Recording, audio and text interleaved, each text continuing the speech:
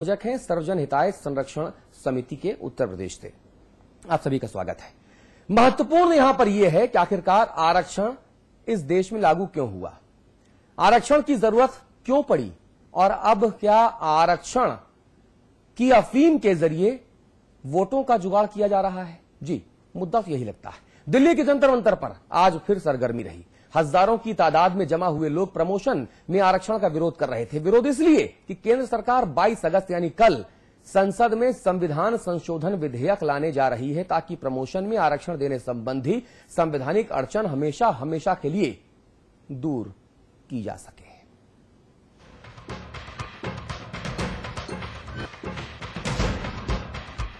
दिल्ली का जंतर मंतर फिर से गुलजार है। हजारों की तादाद में यहां जमा हुए लोग जन लोकपाल की मांग नहीं कर रहे, ना ही ये बाबा रामदेव की अगुवाई में चल रहे आंदोलन का समर्थन करने आए हैं। ना ये भूखे हैं, ना बेरोजगार। फिर क्यों उत्तर प्रदेश, उत्तराखंड समेत देश के तमाम राज्यों से लोग यहां जमा हुए हैं, क्योंकि ये तो सब सरकारी सिस्टम में काम करने वाले लोग हैं। फिर क्या जरूरत आन पड़ी इन्हें धरना प्रदर्शन की? ये सवाल मन में उठ रहे होंगे आपके। दरअसल आपका सवाल लाजमी है। सिस्टम के भीतर रहकर काम करने वाले ये लोग अपने उसी सिस्टम को लेकर आक्रोशित हैं। वो सिस्टम जो उनके हक पर चोट करने की तैयारी कर रहा है। वो सिस्टम जो चाहता है कि समाज के उन दलितों, पिछड़ों को आरक्षण पर आरक्षण दिए जाते रहे।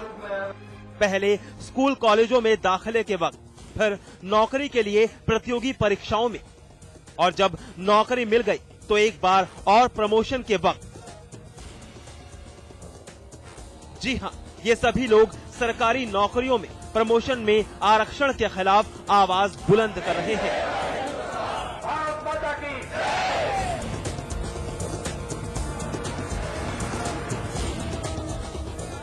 तो वहीं एक दूसरा पक्ष भी है जो 22 अगस्त को इस बात के लिए धरना प्रदर्शन करेगा कि प्रमोशन में भी आरक्षण दिया जाए,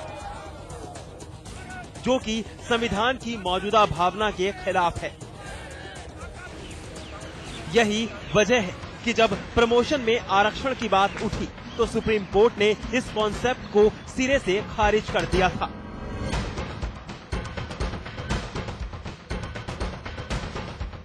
तब उत्तर प्रदेश और उत्तराखंड से चलती हुई ये मांग राज्यसभा में पहुंच गई।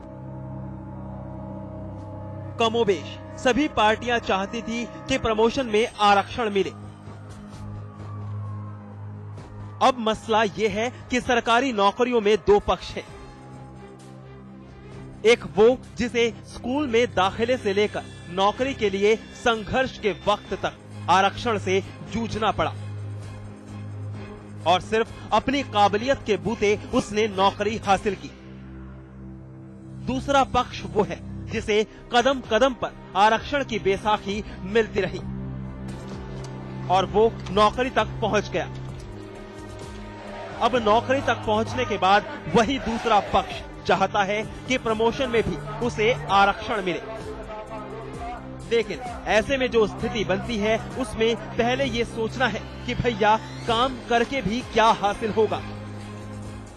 जब विकास की कोई गुंजाइश ही नहीं, जब प्रमोशन के लिए काबिलियत का कोई तकाजा ही नहीं रह जाएगा तो काम करने का क्या फायदा। वहीं अगर प्रमोशन में भी आरक्षण मिलने लगा तो दूसरे पक्ष के मन में ये विचार आना सहज है कि भैया काम कौन करे, हमें तो प्रमोशन मिलना ही है, क्योंकि इसके लिए काबिलियत का कोई तकाजा तो वैसे भी नहीं। और धीरे धीरे एक ऐसी स्थिति बनती जाएगी जिसमें पूरे के पूरे सिस्टम पर पावर ब्रेक लग जाएगा। ये वो स्थिति है जिसमें पूरा का पूरा सिस्टम नकारेपन का शिकार हो जाएगा। राहुल डबास के साथ आलोक साहिल, समाचार प्लस।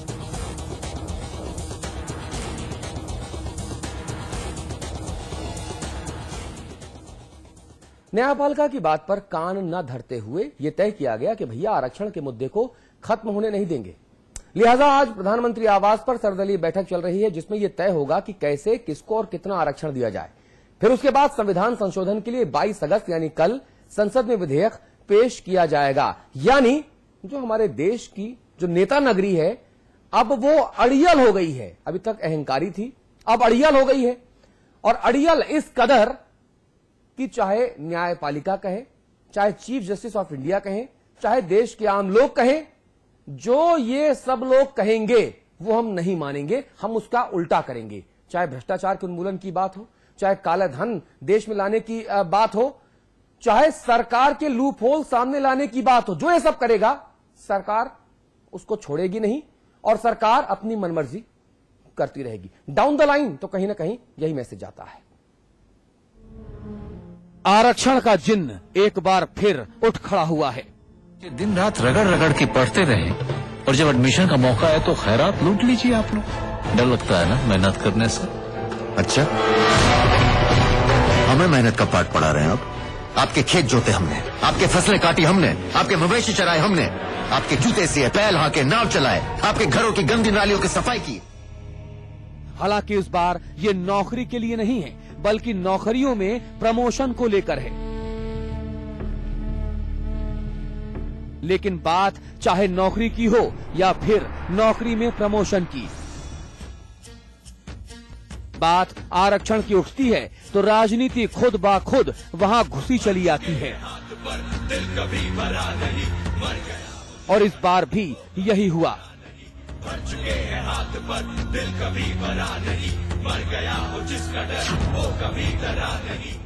मामला उत्तर प्रदेश से शुरू हुआ।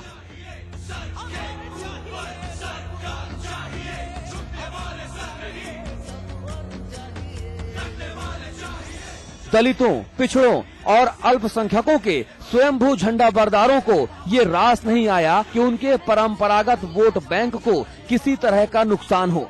लिहाजा उत्तर प्रदेश और उत्तराखंड जैसी तमाम विधानसभाओं से उठती हुई ये गूंज संसद पहुंच गई।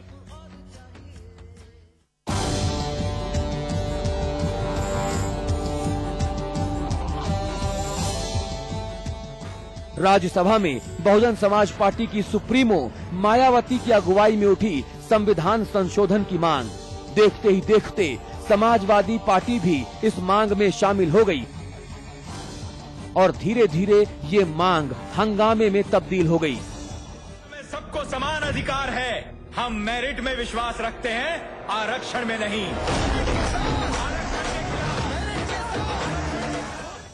आलम यह हुआ कि सदन में कार्यवाही को कुछ देर के लिए रोकना पड़ गया।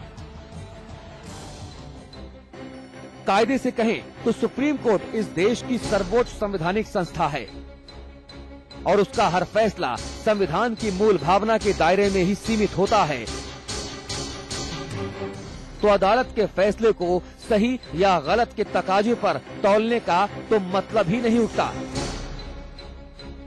लेकिन वोट की राजनीति में सबसे बड़े हथियारों में से एक आरक्षण का मुद्दा हो तो क्या कायदा और फिर क्या कानून,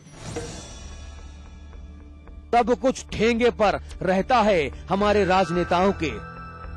लिहाजा हमारे मुल्क के रहनुमा उस कायदे कानून को बदलने पर ही आमादा हो गए। अगर संविधान की कोई धारा आरक्षण को गलत ठहराती है तो उस धारा को ही बदल दिया जाए। फिर न सुप्रीम कोर्ट को एतराज होगा, न ही कोई दूसरा इंसान इस पर उंगली उठा पाएगा। यानी ना रहेगा बांस और ना बजेगी बांसुरी। आलोक साहिल, समाचार प्लस। है, हम मेरिट में विश्वास रखते हैं, आरक्षण में नहीं।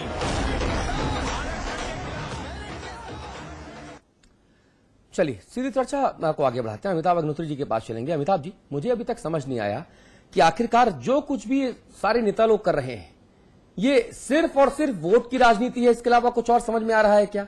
क्या किसी भी तरीके से आम लोगों के भले के लिए दिखाने वाला ये जो काम है ये सिर्फ नेताओं के भले तक सीमित होने के अलावा कुछ और आप देख पा रहे हैं इसमें? देखिए, जिस भाव से आरक्षण की परिकल्पना को संविधान सभा ने मंजूर किया उस वक्त बहुत इस पर लंबी डिबेट हुई। और उस वक्त का जो भारत था वो आज के भारत से बहुत अलहदा था। उस वक्त तो जाति प्रथा चरम पर थी और उसका क्रिया और प्रतिक्रिया दोनों चरम पर थी।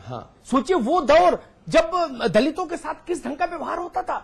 उस दौर में भी डॉक्टर अंबेडकर ने संविधान सभा की बहस में बहुत स्पष्ट रूप से कहा कि मैं आरक्षण को स्थायी समाधान के तौर पर नहीं देखता हूं। यह संक्रमण काल के लिए एक औषधि भर है जो 10 साल के लिए दी जानी चाहिए। ठीक है। बस यहां पर कह के अंबेडकर साहब रुक गए।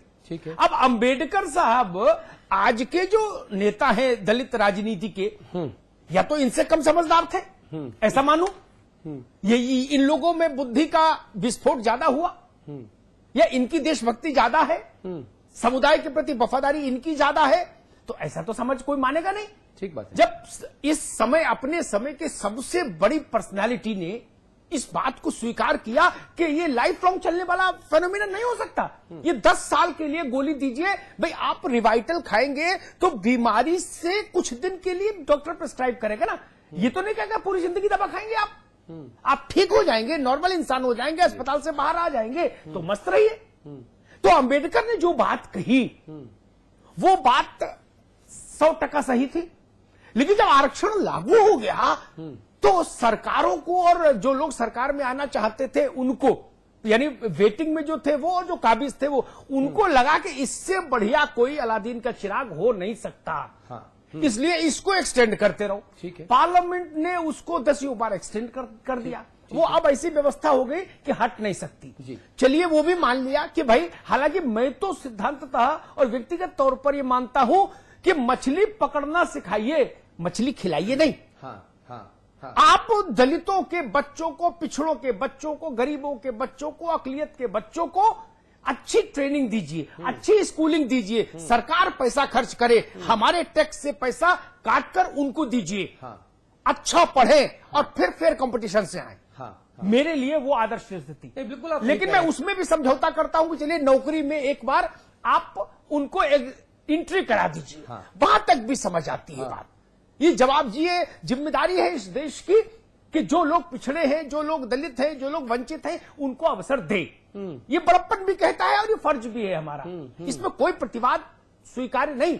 लेकिन ये सामाजिक न्याय के विरुद्ध है मेरी दृष्टि में कि आप एक ही सा काम करने वाले 2 लोगों में एक को ये कह के प्रमोशन दे कि वो फला जाति में पैदा हुआ और दूसरे के कहे कि तुम्हारा काम तो अच्छा है मित्र, लेकिन तुम्हारी जात अच्छी नहीं है इसलिए तुमको प्रमोशन नहीं देंगे। अमिताभ जी, ये ठीक नहीं। आपकी बात बिल्कुल सही है।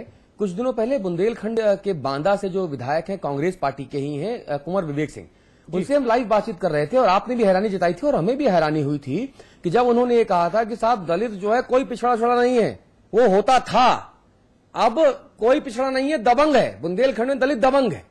जो कोट उन्होंने किया था वो भी सवर्ण वर्ग से विधायक हैं, देश में जो सत्तारूढ़ कांग्रेस पार्टी है उसके विधायक हैं। लेकिन एक विधायक अगर इस मंच से ये कह के जाता है कि बुंदेलखंड में दलित अब दबंग हो गए हैं और वही सरकार, उसी पार्टी की सरकार केंद्र में बैठकर दलितों को पिछड़ा मानकर और नियम, कायदे, कानून, संविधान में संशोधन करती है, ये कितना बड़ा विरोधाभास के तौर पे देखा जाए। नहीं, देखिए स्वाभाविक है। अब यहां जो ये जो नया मामला आया सुप्रीम कोर्ट के द्वारा उसको रद्द करने के बाद कि भाई उसको रिस्टेट करिए, तो रिस्टेट कैसे हो सकता है? ये वैसे हो सकता है जैसे शाहबानो केस में राजीव गांधी की सरकार ने सुप्रीम कोर्ट के फैसले को पार्लियामेंट में लाके पलट दिया, वही काम मनमोहन सिंह की सरकार करे। अब कांग्रेस को लगा कि ठीक है उत्तर प्रदेश में इसका क्रेडिट बसपा ले भी जाए तो बाकी तो 27 राज्य बाकी हैं 2014 के लिए, वहां तो हम ही कबड्डी खेलेंगे, वहां तो बसपा है नहीं। सपा को लगा कि इसमें भाई साहब कांग्रेस और बसपा दोनों केक खाएंगे और हम ताली बजाएंगे, हमारा जो जनाधार है वो तो इससे नुकसान उठाएगा। तो सपा ने झंडा उठा दिया कि जी नहीं, आरक्षण के खिलाफ है, प्रमोशन में आरक्षण नहीं होना चाहिए। भारतीय जनता पार्टी न तो रीजनल है, उसको देश भर में चुनाव लड़ना, तो वो मेड़ पर चढ़ गई, न वो इधर खड़ी हुई न वो उधर खड़ी हुई, न वो कह रही कि प्रमोशन में आरक्षण ठीक है, न कह रही खराब है। राजनेताओं का चरित्र तो इतना ढुलमुल है, अगर इनका दर्द उन गरीब और वंचितों के प्रति होता तो किसी को आपत्ति नहीं। 65 साल आजादी के बीत गए आरक्षण के साथ, फिर भी हमारे गांव में जो जूता गांठ रहा है गरीब, हाँ, उसकी तकदीर नहीं बदली। ठीक है, मेरा सवाल ये है जी, बड़ा सवाल है।